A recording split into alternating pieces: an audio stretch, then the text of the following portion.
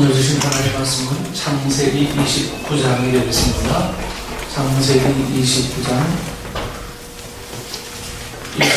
21절에서 30절 말씀까지.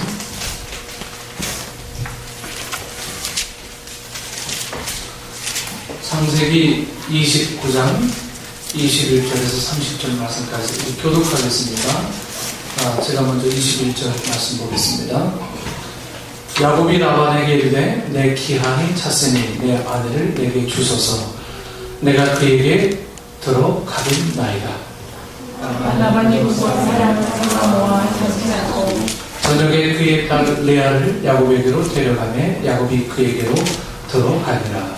라반이 또 그의 여종 실바를 그의 딸 레아에게 신으로 주었다.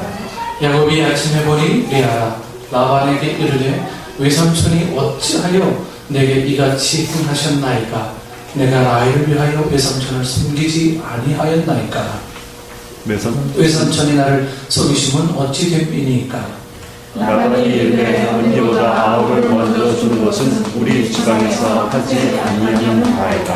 이를 위하여 7일을 채우라. 우리가 그도 내게 주리니 내가 또 나를 7년 동안 섬길지니라. 야곱이 그대로 하여 그 7일을 채우매 라반의 딸 라헬도 그에게 아내로 주고 라반이 또 그의 여종 비라를 그의 딸 라헬에게 주어 시녀가 되게 하매 야곱이 또한 라헬에게로 들어갔고 그가 레아보다 라헬을 더 사랑하여 다시 7년 동안 라반을 서로 사귀었다. 아멘. 오늘 말씀의 제목은 내 속에 있는 나라는 제목으로 우리 함께 은혜 나누겠습니다.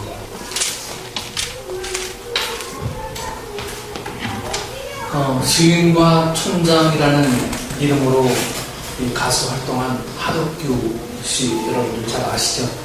하덕규 씨의 대표곡 중에 하나가 가시나무라는 이 노래를 여러분 잘 아실 겁니다. 이 하덕규 씨가 인기를 누리던 어느 날, 이 하덕규 씨에게 갑자기 뭐가 찾아오면 공허감이 찾아왔어요. 허무함이, 내가 왜 노래하는지, 내가 왜 살고 있는지, 이런 공허함이 오게 됩니다. 그래서 그는 이 우울증에 시달리게 돼서 이 술과 대마초 등으로 세월을 보내다가 그의 누나를 통해서 교회를 나가면서 하나님을 만나고 그 지나온 젊은 시절을 돌아보면서 단 10분 만에 이 가시나무 곡을 쓰게 됐다고 합니다. 가시나무 노래 아시죠? 네. 내 속엔 내가 너무도 많아 당신의 쉴 곳 없네. 조선으로 비슷한가? 네?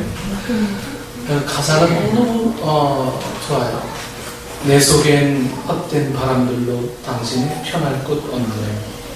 내 속엔 내가 어쩔 수 없는 어둠 당신의 쉴 자리를 뺏고 내 속엔 내가 이길 수 없는 슬픔 무성한 가시나무 숲 같네. 바람만 불면 그 메마른 가지 서로 부대끼며 울어대고 쉴 곳을 찾아 지쳐나가는 어린 새들도 가지에 찔려 날아가고 바람만 불면 외롭고 또 괴로워 슬픈 노래를 부르던 날이 많았는데 내 속에 내가 너무도 많아 당신의 쉴 곳 없네. 이 노래도 잘 부르지 못하지만 우리가 많이 아마 불렀으리라 생각합니다. 저 역시도 많이 이 노래를 불렀고요. 여러분, 우리는 살아가면서 두 눈으로 또한 이 마음의 눈과 생각의 눈으로 무엇이든지 다 볼 수 있고 다 할 수 있다고 생각합니다.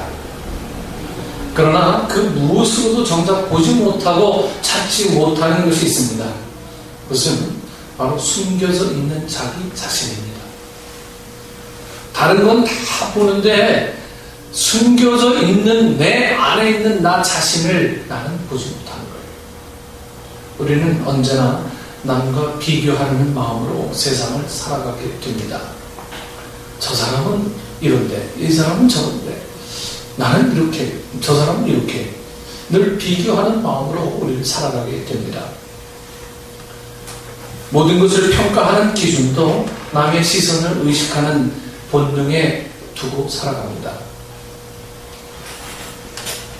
롤 모델이 있는 것은 좋지만 카피하는 것은 좋지 않아요.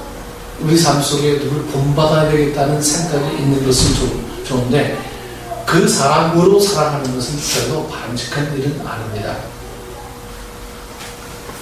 그러니 정말 알아야 할 나를 모른 채 살아가고 있는 거예요. 그 사람으로 살아가고 있는 것이 내가 나를 살아가고 있는 게 아니니까 우리는 우리 자신에 대해서 잘 몰라요. 나를 보는 애는 내가 보는 내가 있고 다른 사람이 보는 내가 있고 하나님이 보는 내가 있습니다. 여러분 어떻게 하면 나를 정확히 알 수 있을까요? 여러분 한평생 나를 보려고 해도요 사실 좀 불가능한 게 나를 보는 게 아닐까 하는 것이죠. 그래서 이 불교에서는 자기 자신을 보려고 고뇌하고 아주 고난의 길을 자처하기도 하고 자기 몸을 찢기도 하고 뭐 인도 불교에서는 그러잖아요. 그러면서 자기 자신을 찾으려고 하지만 자기 자신을 절대로 찾을 수가 없어요. 수련하고 여러분 요가하는 그 요가가요 바로 자기 자신 찾으려고 이 인도에서 시작한 이 명상 운동입니다. 그래서 기독교들이 요가하면 안 돼요.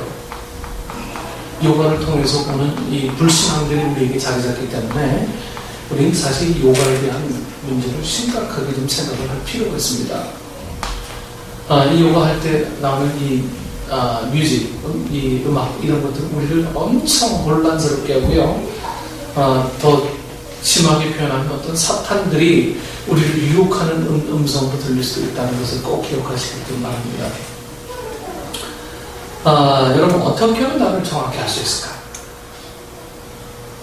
세상의 잣대도 중요하고 전문가적인 안목도 중요합니다만 그보다 앞서서 근본적으로 생각하고 인정해야 할 중요한 것은 하나님에 대한 올바른 이해가 있고서야 나를 알 수 있다는 사실이죠. 하나님에 대한 올바른 인식을 하고 나서야 비로소 나를 아는 거예요.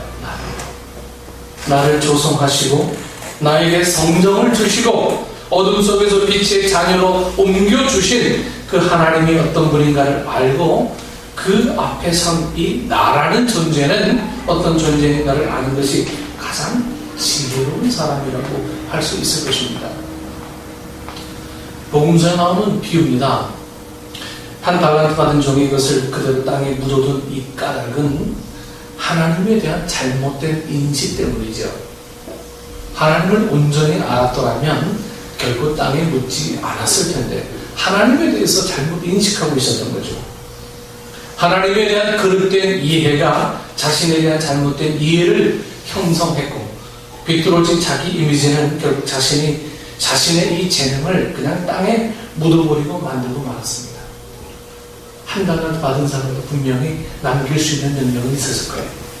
그런데 하나님에 대한 인식이 잘못되다 보니까 그 능력들이 발휘되지도 못한 채 그냥 사라져버렸습니다. 우리 머릿속에 어떻게 하나님을 인식하느냐 그것이 내 손과 내 발을 움직일 수 있는 하나의 요인이 됩니다.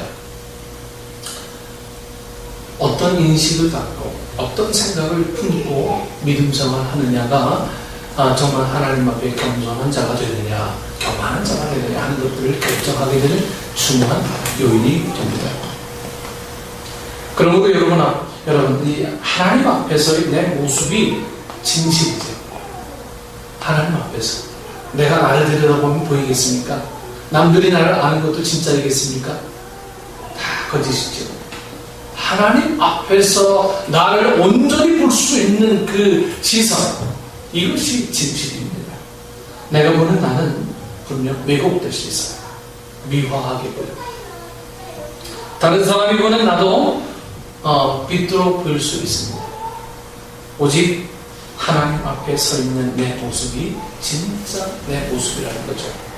그런데 사람들은 내가 나를 보려고 하고 다른 사람에 의해 평가받으려고 하는데 그 불행이 있는 것이라 저는 그렇게 봅니다. 인간의 가장 심각한 불행은 불행에 계속 길들여진다는 소리죠. 불행에. 그 불행이 체질화된다는 거예요. 불행이 다시 말해서 이 문화화 되어버리는 것입니다. 그래서 무엇이 의고 무엇이 불의인지, 무엇이 선이고 무엇이 악인지, 무엇이 거짓인지, 무엇이 진실인지 그냥 혼동되어 버리는 거예요. 뭐가 선이고 뭐가 악이고 뭐가 피할 거고 뭐가 우선돼야 될 거고 이런 것에 대해서 혼동이 오다 보니까 뭐가 진실인지 이런 것들에 대한 가치 기준을 잃어버리게 되죠.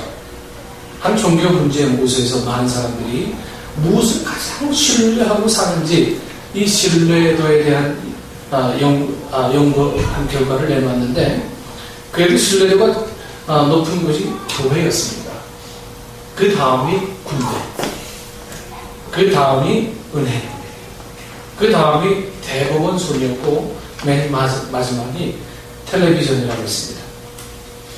그런데 참 재미있는 것은 실제의 삶에 있어서는 이 조사 결과와는 전혀 다른 삶을 살고 있다는 사실입니다.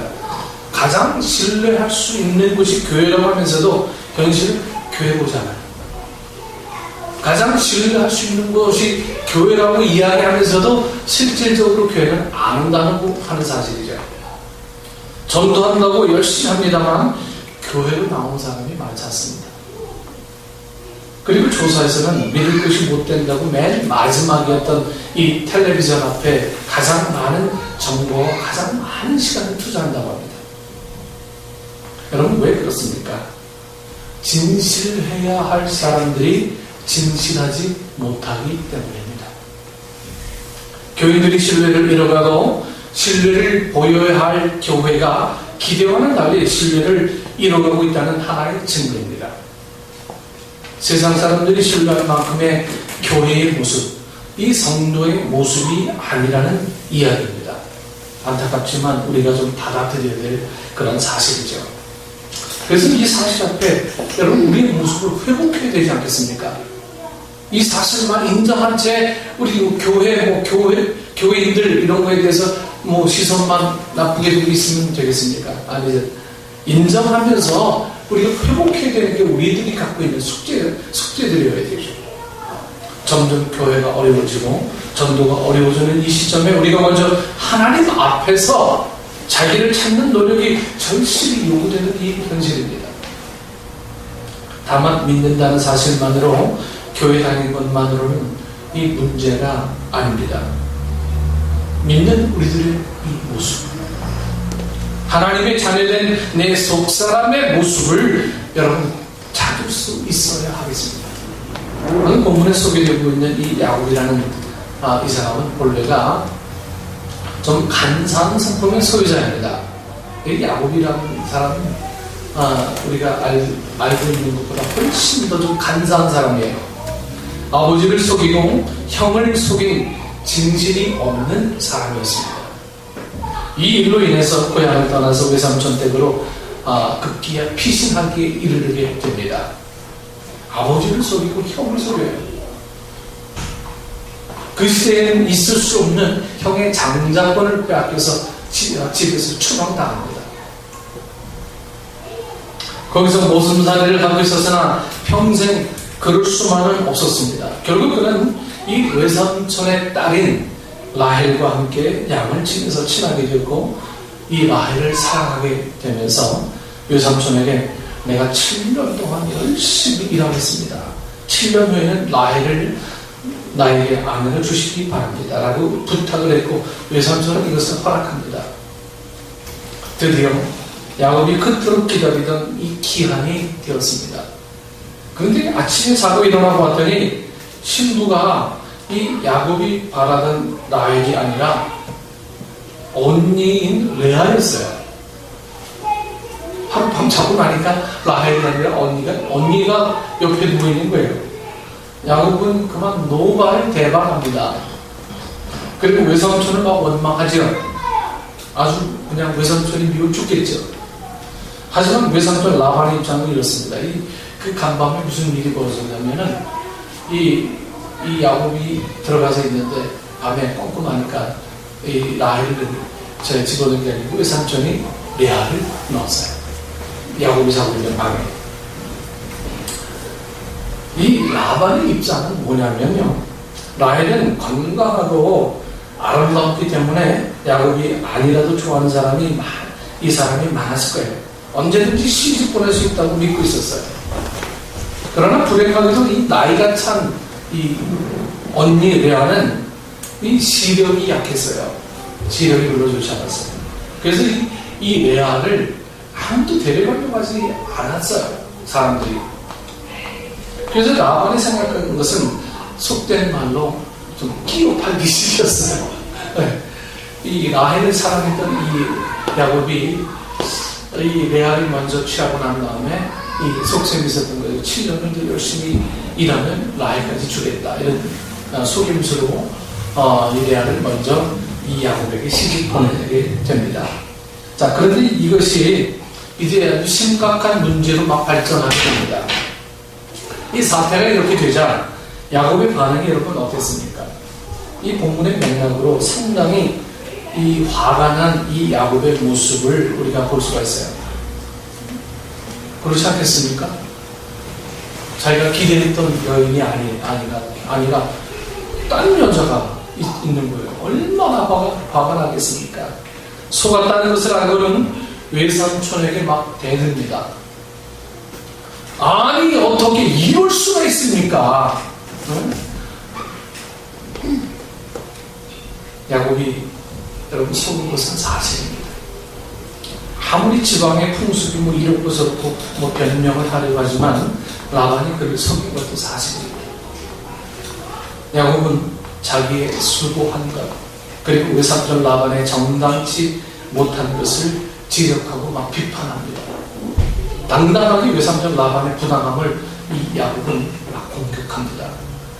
이 사건만을 놓고 볼 때는 당연히 야곱은 좀 억울하고 라반은 100번이라도 잘못했습니다.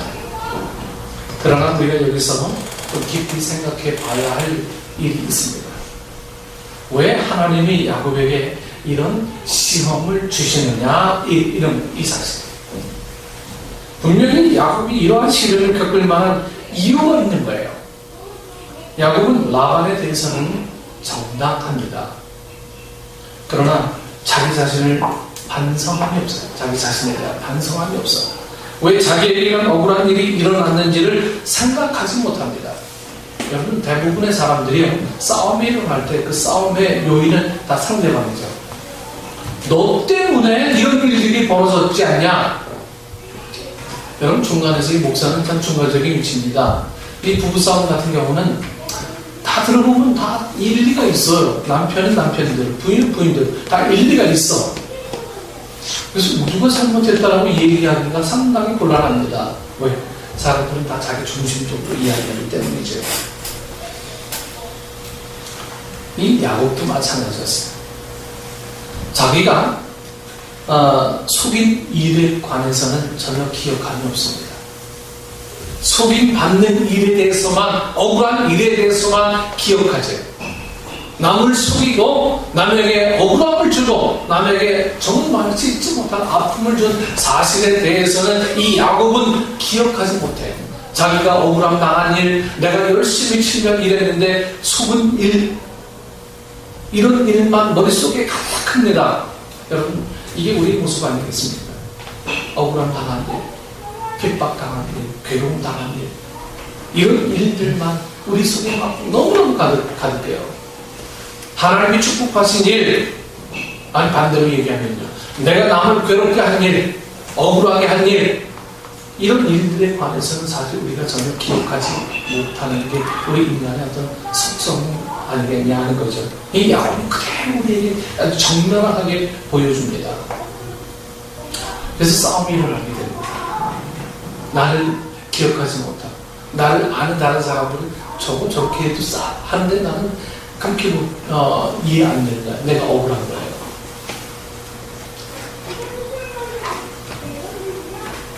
여러분, 이 사건 앞에서 조용히 자신을 돌아볼 줄 알아야 하는데 이 야곱은 그러지 못했습니다.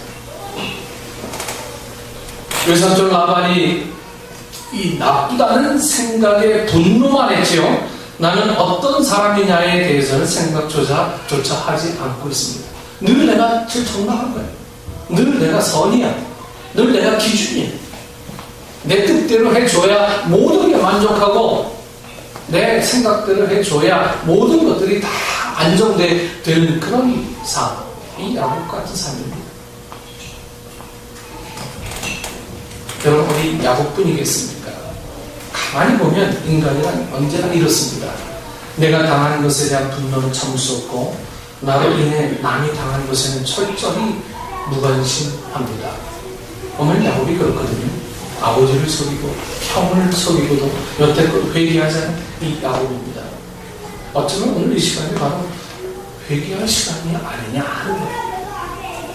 그럼에도 불구하고 회개는커녕 오직 이 예삼촌 이 라반은 이 아주 나쁜 놈이고 자기는 정당하다는 것을 어떻게 해서든지 막 부각시키려고 합니다.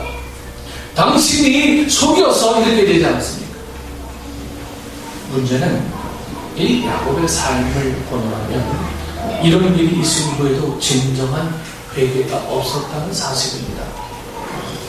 훗날 야곱이 자기 아들들에게 아주 보기 좋게 섞잖아요. 아들들이 막내 요셉을 놓고 벌인 일련의 이 사건입니다. 애굽에 팔아먹고는 죽었다고 하는 거짓말에 야곱이 속아서 숱한 세월을 이 애간장을 녹이며 살고 있지 않습니까? 이 베냐민을 한 형제들 때문에 이거 회개하지 않은 결과입니다. 아무튼 지금 이 야곱은 라반과 자기와의 관계만 놓고 내가 수고했다느니 난 정당했다느니 당신이 분명 잘못했다느니 뭐 이렇게 막 이야기하고 주저리 되고 있지만 정작 자신에 대한 반성이나 회개가 전혀 없다는 것입니다. 자신을 전혀 보지 못합니다. 자신이 그렇게 억울하게 속았다고 생각됐을 때 여러분 무릎을 꿇고 하나님 앞에 기도하고 참여하고 그 옛날의 그 잘못 그 묻어두었던 거짓을 회개하며 자신을 찾아야 마땅했었습니다. 내가 남을 속인 것이 얼마나 악한 짓이었는지를 생각했어야 했지만 그러지 못했습니다. 야곱의 일생을 자세히 살펴보면 그 많은 불행이 한 여자 이 라헬 때문이라고 해도 과언이 아닌 것입니다. 라헬을 지나치게 예뻐하고 지나치게 사랑했기에 라헬이 우상을 섬기고 있는데도 야곱은 이 말리지 못하죠. 훗날 그가 바로 왕 앞에 섰을 때 하는 고백이 있습니다. 내 나그네 길의 세월이 130년이니 험악한 세월을 버렸나이다.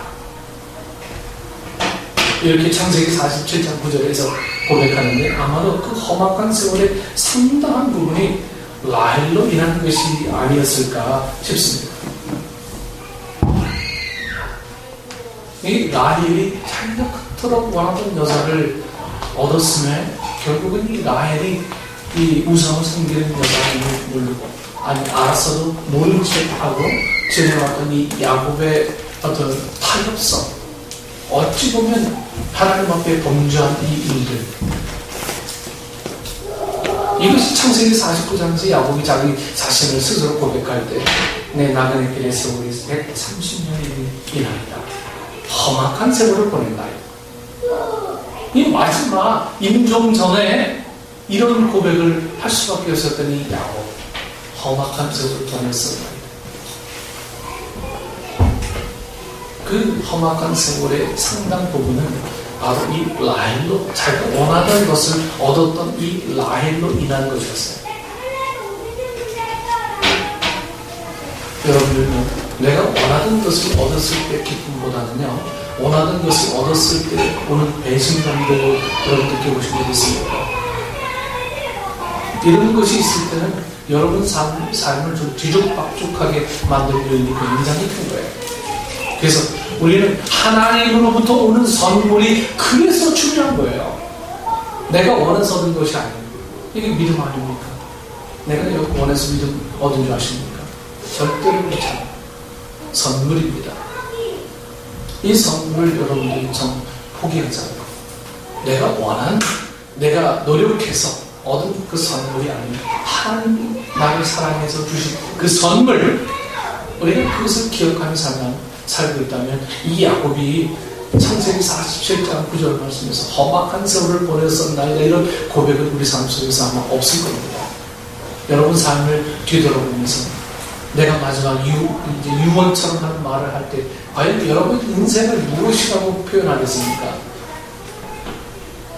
내 삶은 하나님이 정말 책임져 주시고 하나님이 인도해 주시고 하나님의 선하심으로 살아갔던 삶입니다. 이런 고백을 할 수 있습니까? 여러분 우리가 이런 삶을 살 수 있고 고백할 수 있다면 여러분 비로소 승리하는 승리자가 될 수 있다는 것을 믿으시기 바랍니다. 야곱이 마지막으로 세상을 떠날 때 그렇게 예뻐했던 라헬 곁에 묻히지 않고 누구의 곁에 묻혔습니까? 레아 곁에 묻혔어요.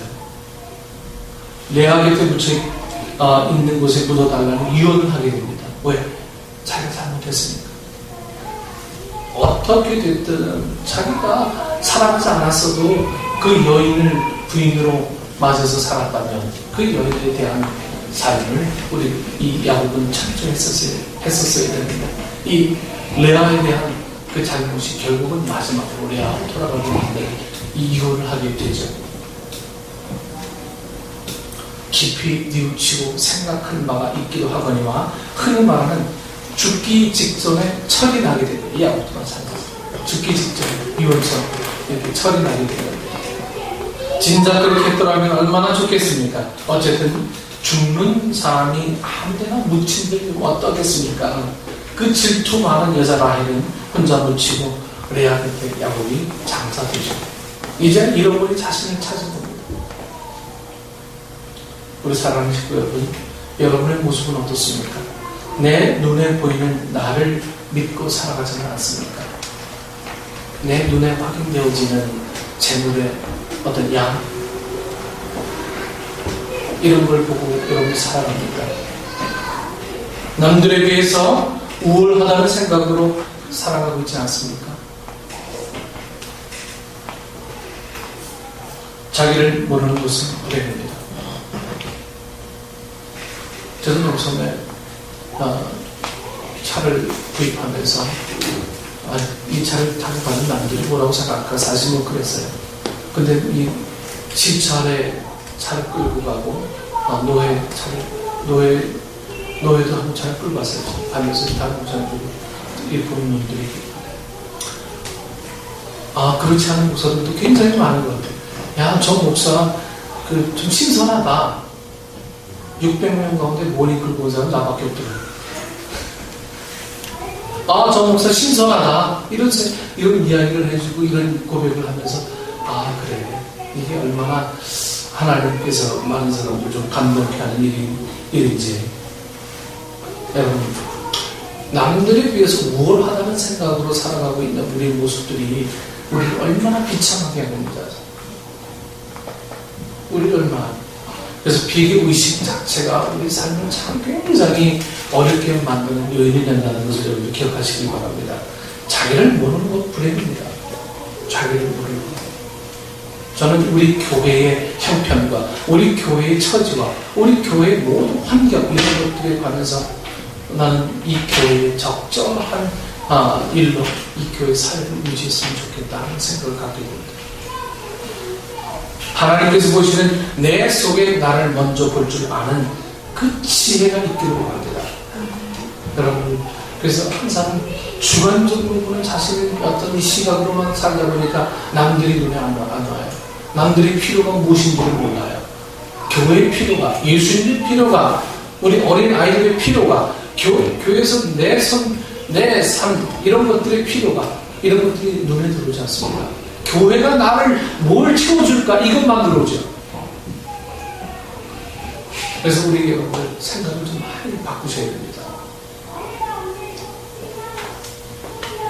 내가 나를 볼 줄 아는 시각보다 하나님이 나를 볼 줄 아는 그 시각에서 나를 볼 수 있는 눈을 열게 되면 비로소 도움의 손길들은 바로 열려지게 됩니다. 여러분, 연예인들, 대표적으로 연예인들이 많이 그런 얘기 하죠. 그러지 않은 다른 많은 사람들이 훨씬 더 많지만 우리 눈에 띄는 연예인들이 뭐 대표적으로는 뭐 탤런트 김정하 씨 아시죠? 김정하 씨가 아프리카에 그 아그네스를 사랑하는 그 눈물을 여러분이 보셨을 겁니다. 자기 아들이라고 하면서 그 아이를 후원하고 더 많은 아이를 후원하기를 원한다 하는 이 이야기들. 이런 이야기들을 통해서 우리는 사실 많이 좀 도전을 받습니다. 저는 그 아이가 정말 진심으로 그 흑인 아이를 사랑하고 있는 것 같아요. 왜? 내 속에 있는 나를 하나님의 시각으로 바라보는. 그렇게 바라보지 않으면요, 피부가 다르고, 뭐 문화가 다르고, 막 더럽고, 막 이런 아이들을요, 그냥 인간의 눈으로 볼 수밖에 없어요. 하나님께서 보시는 나는 과연 어떤 존재인가? 우리가 이것을 먼저 생각하게 될 때, 내 필요가 채워지는 게 아니고, 하나님의 필요를 채우기 위해서 내 필요를 포기할 줄 아는 사람이다.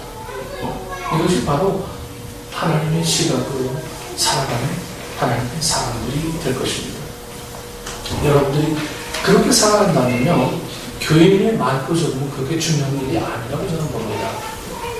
교인의 많고 적음, 이것은 뭐가 그렇게 중요하겠어요? 왜 한 영혼이 천하보다도 귀하다고 말씀하셨는데. 그래서 우리 안에 그러한 영혼을 갖고 있는 하나님의 사람들, 그 생각을 품고 하나님이 내 속에 들어오셔서 내 삶을 살아가는 그 영혼들이 많은 교회일수록 이 재단은 부유해지고 강성해질 수밖에 없다. 여러분들 꼭 기억하셨어요.